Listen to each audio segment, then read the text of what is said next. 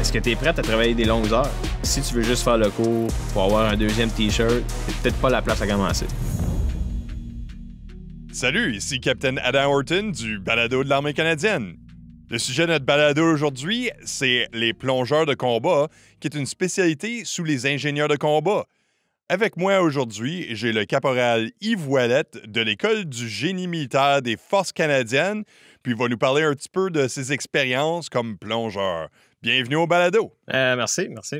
Donc, pour que les gens puissent savoir un peu plus qui vous êtes, est-ce que vous pouvez juste nous donner un aperçu de votre carrière, vite fait? OK. Dans le fond, je me suis enrôlé en Ontario, North Bay. Mon petit village, il n'y avait pas de centre de recrutement, fait que c'est par l'Ontario que j'ai passé.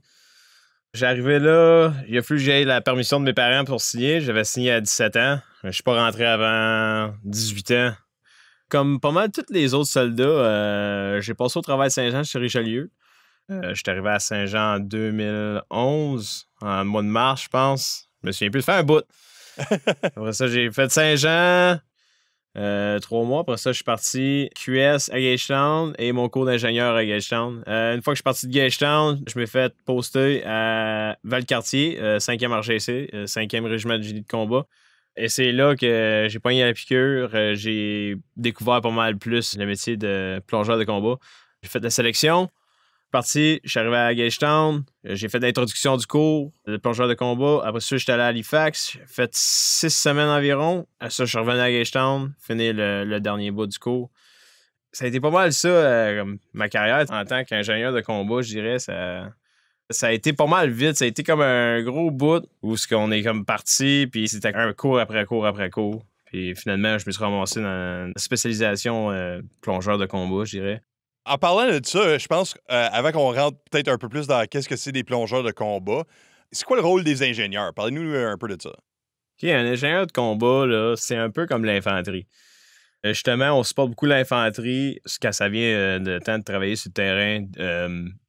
Empêcher l'ennemi de se déplacer, puis aussi aider nos forces amies à se déplacer sur un terrain, que ça soit de déminer, de faire des ponts, que ça soit même de construire des camps. Puis aussi, tout ça, ben l'inverse, OK? Brécher des champs de mines ennemis, détruire des camps ennemis, que ce soit en utilisant de l'explosif ou des machines, OK, mécaniquement. C'est un soldat premièrement, fantassin, d'être capable de construire des obstacles puis de dénier des obstacles ennemis. Fait que comment est-ce que ça se traduit à les plongeurs de combat? Comment ça, c'est ces ingénieurs qui travaillent comme plongeurs de combat? Les plongeurs de combat sont arrivés d'environ des années 1960, quand l'arrivée des véhicules amphibies ont commencé à traverser des rivières. Fait que toutes les tâches de pontage traversent des rivières en véhicule.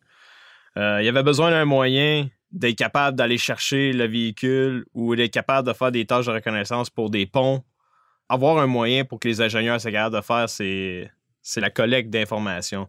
C'est là qu'ils ont inventé le métier de plongeur de combat dans le métier d'ingénieur, parce que justement, c'était les ingénieurs qui aidaient à traverser un obstacle comme une rivière ou d'être capable de transporter des véhicules de l'autre côté d'un lac en utilisant des rafts.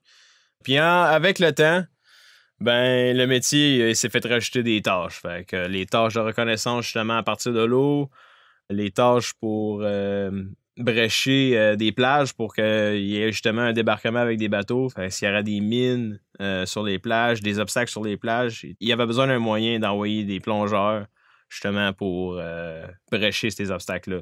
Puis les ingénieurs, c'était déjà du monde qui était qualifié dans avec l'explosif, puis dans les brèches. Mais c'est une tâche qui a été rajoutée à la spécialisation de plongeur de combat. C'est avec les années, les tâches ont commencé à rajouter. Puis même encore comme ceux-là, sont en train de changer un peu la doctrine de la spécialisation de plongeur de combat. Comment ça? Qu'est-ce qui change en ce moment? Comme c'est là, il y a une grosse discussion sur le tactique. Il y a une école de pensée qui dit que le métier de plongeur de combat devrait plus être axé sur le métier d'ingénieur en tant que tel, métier ingénieur de combat, mais dans le monde de l'eau. Il y en a qui ont une pensée d'école que, OK, ben, on devrait garder le tactique. aussi pour être capable de supporter, mettons, l'infanterie, ces métiers-là, comme des styles de reconnaissance, amphibie. Il y en a qui disent « Ah non, on devrait laisser ça à l'infanterie. Ah non, on devrait garder ça. » Comme c'est là, il y a une discussion qui se fait là-dessus. Il y a des doctrines qui se font réécrire à ce sujet-là.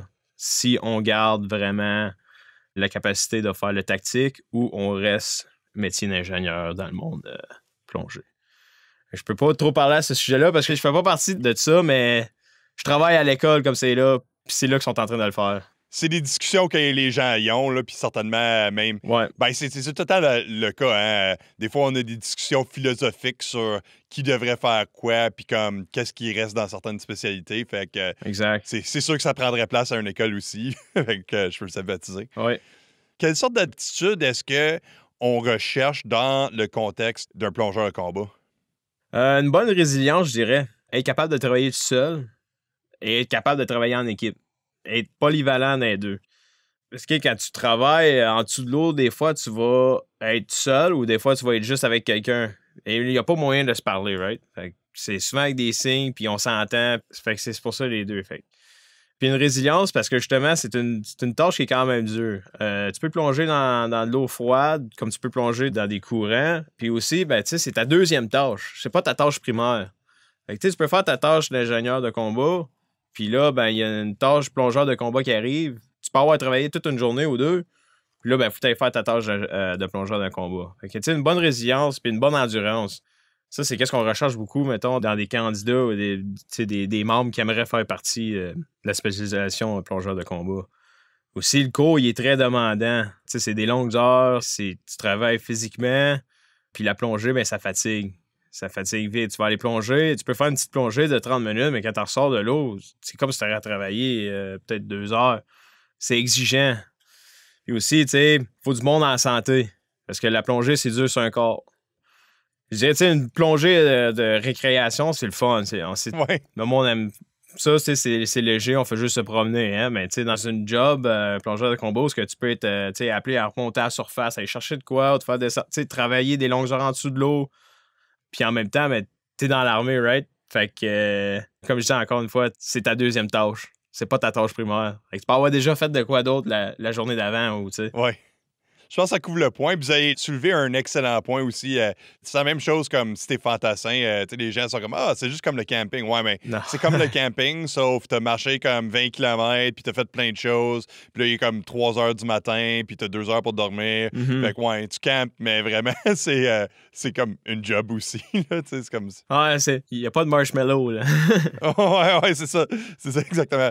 Puis aussi, du monde qui sont matures, qui sont capables de prendre des décisions sans avoir quelqu'un qui est tout le temps là pour leur dire OK, oui, fais ça de même. OK, oui, fais ça de même. Parce que quand tu es en dessous de l'eau, justement, en profondeur, tu peux pas tout le temps remonter comme tu veux puis redescendre. Tu n'as pas tout le temps le moyen de communication non plus. Fait que c'est capable de prendre des bonnes décisions puis être capable d'agir si une situation arrive aussi. C'est quelqu'un qui sont vite. En parlant de ça un peu, est-ce que vous avez fait partie des exercices collectifs de quelque sorte? Oui. Les Roguish Boys, c'est un exercice de plongeur international. Tu as des Français, des Belges, des Américains, des unités de plongée d'au travers du Canada. La première que j'ai faite, j'étais en Colombie-Britannique. Et la deuxième que j'ai faite, c'était l'hiver. C'était ici à Gagetown. Puis à chaque année, c'est un différent contexte. Une année, ça peut être... eux autres appellent le tooling, fait que c'est tout travailler en dessous de l'eau avec des outils, les outils ingénieurs dans le fond. Il y a une année que ça va être le tactique. Il y a une année, justement, c'est plongée sous glace. Comme la dernière que j'ai faite, c'était plongée sous glace. Puis c'est ça, on s'échange des façons de travailler. Hein. Quand on travaille avec les Français, eux autres sont beaucoup axés sur le tactique, justement, les plongeurs français. Mais en tout cas, ceux-là qu'on a travaillé avec, c'est les plongeurs ingénieurs de combat. Puis eux autres sont beaucoup axés sur le tactique. Quand ils travaillaient avec nous autres, ils échangeaient beaucoup de façon OK, vous faites pas mal de les deux. On n'est pas concentré sur une affaire. Les Belges sont un peu comme les Français aussi. Ils sont beaucoup axés sur la tactique. Ouais, c'est pas mal ça. On travaille pas mal avec pas mal toutes les équipes de plongée. Puis, en parlant de comme les exercices puis vos expériences avec peut-être les autres nations, qu'est-ce que ça a l'air un déploiement pour un plongeur de combat?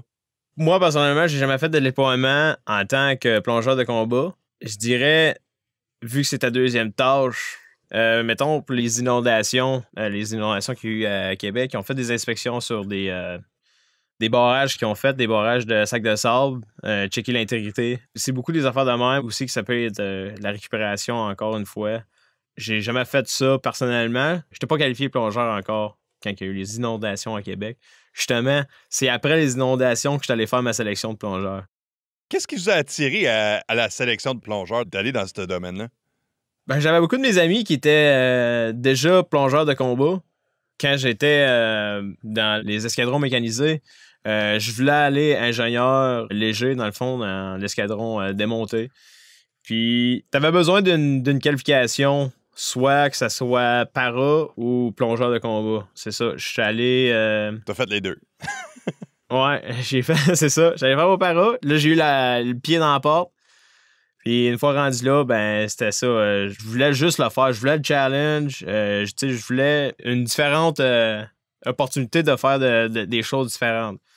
J'avais touché avec les autres affaires d'une heure. Puis là, ben, je me disais que je veux faire de quoi de différent. Je veux un nouveau défi. Je veux un sentiment d'appartenance à un genre de deuxième sentiment d'appartenance, faire partie d'une autre équipe à l'intérieur d'une organisation. Je pouvais pas finir ma carrière puis me dire bon, ben, je voulais le faire puis je l'ai jamais fait. Je voulais juste. C'est le fait que mes amis l'ont fait. Je suis bien de fun, moi aussi. Ouais, c'est bon. Fait que c'est quoi la différence entre les plongeurs dans un contexte génie de combat versus peut-être la marine, du côté de la marine? Pourquoi c'est différent?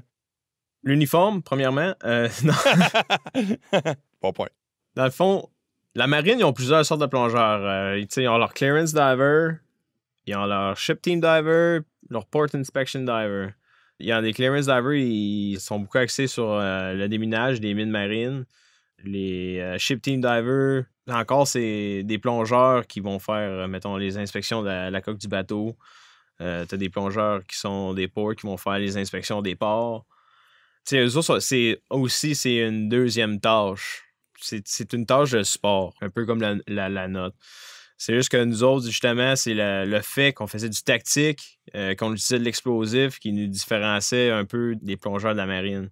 Par contre, les plongeurs, les clearance divers, eux aussi, ils touchent à l'explosif.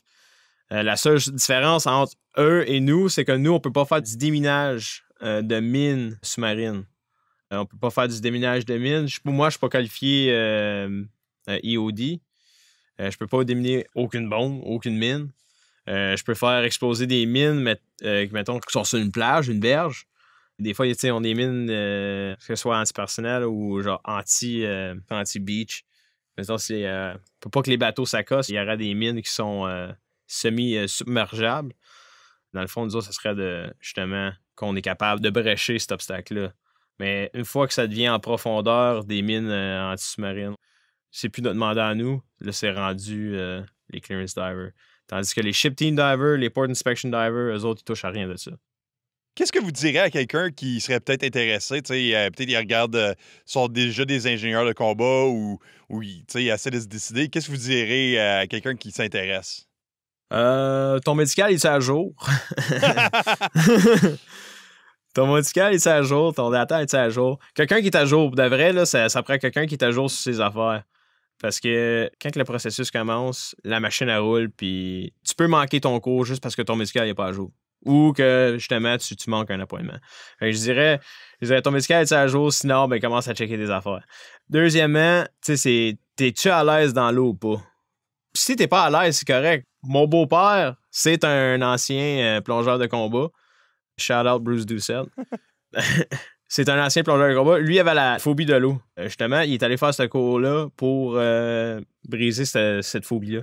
Fait que s'il y a quelqu'un qui est pas à l'aise dans l'eau, c'est pas grave. T'sais, on fait pas des nageurs de combat, on fait des plongeurs de combat. Fait qu'il est capable d'aller dans l'eau, de se mettre à l'aise et capable de faire le cours. Il y a plusieurs gars qui ont fait ça. Et est-ce que tu prends soin de toi? Est-ce que tu manges bien? Est-ce que tu t'entraînes? Est-ce que tu te développes mentalement et physiquement? Si tu fais juste rien faire et tu es quelqu'un qui s'amuse à juste jouer des vidéo games, c'est sûr que t'es peut-être pas la personne qu'on recherche. Est-ce que tu es prête à travailler des longues heures? Est-ce que tu es prête à faire 2 types d'exercices? Parce que, comme dit, tu vas faire les exercices d'ingénieur de combat, puis après ça, ben, quand ça va être fini, mais tu vas aller faire les exercices de plongeur de combat. Fait que ta schedule, elle devient un petit peu plus large. Si tu veux juste faire le cours pour avoir un deuxième T-shirt, c'est peut-être pas la place à commencer. Ça fait du sens. Est-ce que vous avez des anecdotes mémorables de choses que vous avez faites? Quelque chose qui vous reste à l'esprit pendant votre temps comme plongeur? La phase bleue du cours de plongeur de combat, je pense que c'est une des phases qui va marquer beaucoup des plongeurs dans les forces armées canadiennes. Parce que moi, je parle par expérience, c'était celle-là. La phase bleue, c'est là où que la première journée, tu arrives là, tu te lèves à 4 heures du matin ou même un peu avant ça parce que tu cours en bas pour aller jusqu'à l'océan. Puis là, ben, t'allais nager en plein milieu de l'océan à 4 heures du matin. Je dirais, j'ai jamais fait ça de ma vie. Là. Je viens de l'Abitibi-Témiscamingue, puis Ouais. il n'y a pas d'océan là-bas. Là. 4 heures du matin, puis je suis en train de nager en groupe dans l'océan, puis je suis en train d'avaler de l'eau. C'est quelque chose que je vais toujours me souvenir de ça. Bon, ben, merci beaucoup pour avoir pris le temps de nous parler. J'apprécie vraiment ça. Ouais, de rien. Merci beaucoup pour m'avoir amené. Ah, ça fait plaisir. Ça, c'était le caporal Yves Ouellette de l'École du génie militaire des Forces canadiennes à Gagetown. OK, tout le monde, petite minute de santé et sécurité. Regardez, j'ai entendu parler de commandant adjoint de l'armée aujourd'hui à propos des incidents de soldats en moto. Il a fait des commentaires comme quoi on a toute une attitude d'invincibilité, puis on cherche cette attitude-là, parce que quand il faut faire face à une mitrailleuse, on veut pas avoir peur. Par contre, quand que les soldats se font mal en moto, ça c'est un problème. Donc, assurez-vous de porter votre équipement en tout temps, et si vous n'êtes pas en moto, faites attention à ceux qui le sont. Donc, prenez soin de vous. Merci.